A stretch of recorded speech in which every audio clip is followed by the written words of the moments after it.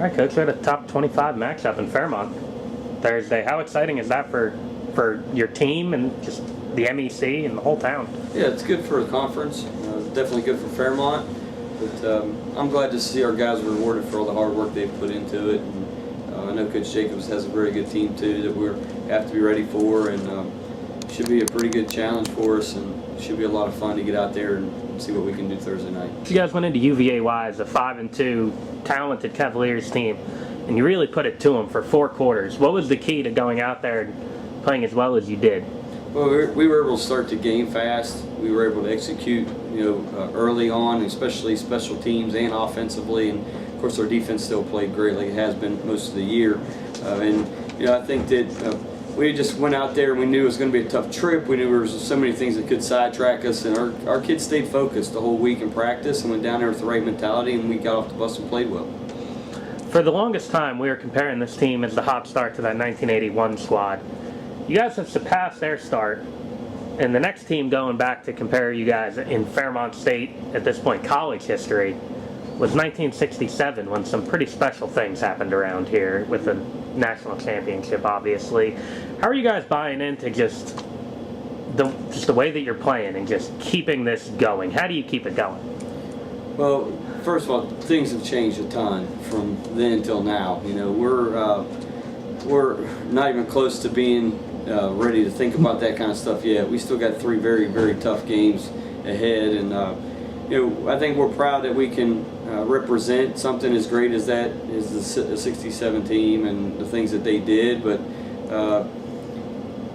we just try to focus each week. We try to get better each week and think about what we have to do to play our best each week, and the teams that we're getting ready to compete against. We know that there's very, very good competition coming our way, and we've got some big challenges, and we really don't feel like we've accomplished a lot. We feel like we're getting better each week and we're playing well, but we haven't really achieved any of our goals that we set out for us just yet. We still are talking about getting better each week and doing our job.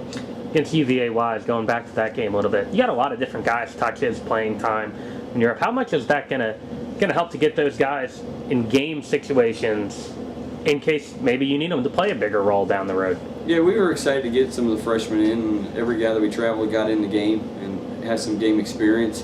And that was the second time most of those kids had been in a game. We just think it's going to help down the road. Anytime you get a guy in a game setting, to see what happens when the lights are on is it's a big a big accomplishment for us as a team to be able to do that. But it's also something those kids can be proud of too. A lot of those freshmen work their butts off every day in practice and don't really get to play a lot. So when they get in there, it was good to see them take advantage of an opportunity and get some success.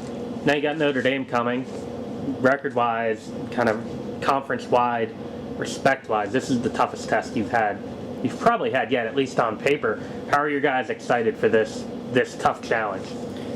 Well, they're certainly aware of the skill that Notre Dame has. They're definitely aware of the talent that's going to be on the field Thursday night. So if that's not enough to really keep them focused, I'm not really sure what is. But we try to again focus on one day at a time.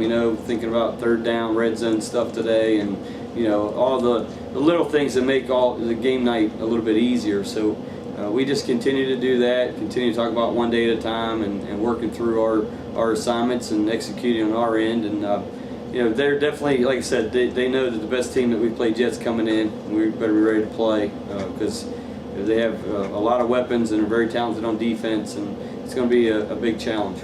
What do you see from them as far as on the field from Notre Dame that you think might be something your guys need to prepare for or know about as far as that Falcons team? Well, they have a bunch of dangerous guys. Offensively, their scheme is set up where they're going to get their guys in space. They're going to, put their quarterback and running backs in position to make plays, and the receivers are going to, try to do some stuff to you where it's hard to cover those guys, especially as fast as they are and the way they run. And it's tough.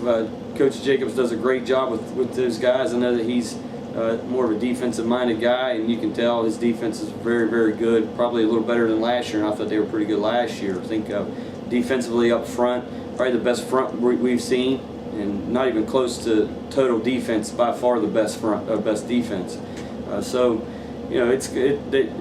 from top to bottom, every play you watch, you're seeing something that it kind of catches your eye. So you got to be ready to play every aspect of the game. And we got one of the top returners, special teams wise in the country.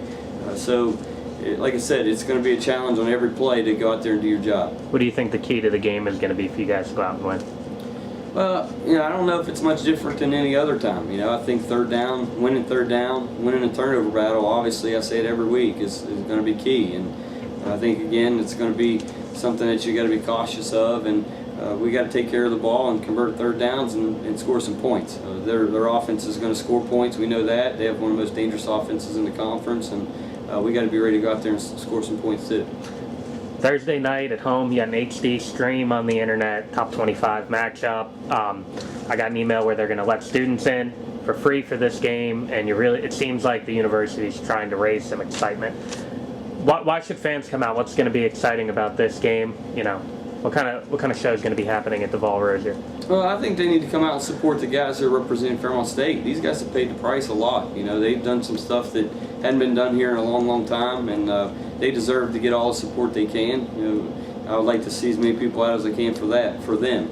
But other than that, it's just it's an exciting time around here for obvious reasons, and we know we got a long way to go still. We're not